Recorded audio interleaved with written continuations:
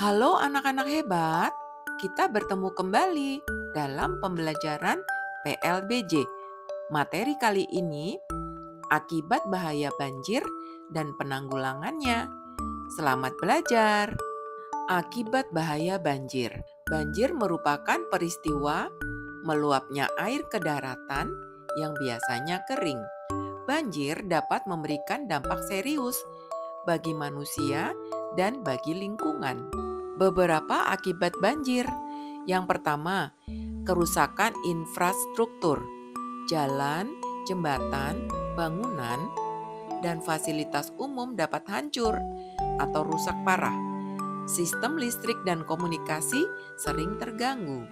Yang kedua, kehilangan harta benda dan jiwa. Harta benda seperti rumah, kendaraan, barang-barang berharga seringkali hilang atau rusak. Banjir besar dapat mengakibatkan korban jiwa. Yang ketiga, penyakit dan masalah kesehatan. Penyakit seperti diare, malaria, demam berdarah sering meningkat saat banjir. Air banjir yang kotor dapat mencemari sumber air bersih. Yang keempat, gangguan ekonomi. Banyak kegiatan ekonomi terhenti karena tempat usaha rusak atau tidak beroperasi. Sekolah pun juga diliburkan. Petani dan peternak kehilangan hasil panen dan ternak. Yang kelima, kerusakan lingkungan. Tanah longsor dapat terjadi akibat banjir. Ekosistem di sungai dan di sekitar wilayah banjir dapat terganggu. Bagaimana cara kita menanggulangi banjir? Untuk mengurangi dampak banjir, langkah-langkah pencegahan dan penanggulangan harus dilakukan baik oleh pemerintah maupun masyarakat. Berikut beberapa cara menanggulangi banjir. Yang pertama, pencegahan sebelum banjir. Membangun dan menjaga drainase. Pastikan sistem drainase berfungsi baik dan tidak tersumbat. Pengelolaan sampah. Buanglah sampah pada tempatnya agar tidak menyumbat saluran air. Selain itu, buatlah sampah menjadi hal yang berguna. Reboisasi, menanam pohon di area yang rawan longsor dan banjir untuk meningkatkan daya serap air. Membangun tanggul dan waduk. Infrastruktur ini dapat membantu mengendalikan volume air saat hujan deras. Perencanaan tata kota. Hindarilah pembangunan di daerah rawan banjir.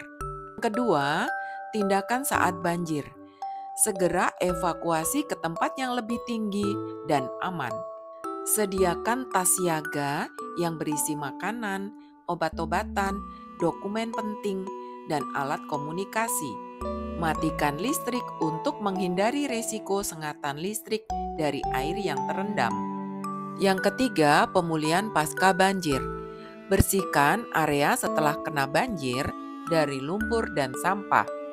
Pastikan kesehatan masyarakat terjaga dengan menyediakan layanan medis. Rehabilitasi infrastruktur.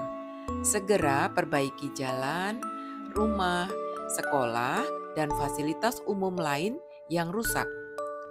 Penyebab banjir di Jakarta. Intensitas hujan yang tinggi dalam waktu singkat dapat menyebabkan sungai-sungai meluap. Pembangunan yang pesat mengurangi lahan hijau dan daerah resapan air. Akibatnya, air hujan tidak dapat meresap dengan baik. Pembuangan sampah sembarangan. Sampah yang menyumbat saluran drainase dan sungai memperparah kondisi banjir. Akibat pengambilan air tanah secara berlebihan, permukaan tanah di Jakarta mengalami penurunan. Proses normalisasi sungai yang belum selesai dan kurang efektif menjadi salah satu penyebab banjir. Banjir kiriman. Banjir terjadi di daerah hulu sungai, menyebabkan meningkatnya debit air di sungai yang mengalir melalui Jakarta. Demikian pembelajaran kita hari ini. Semoga anak-anak semua sehat. Terima kasih.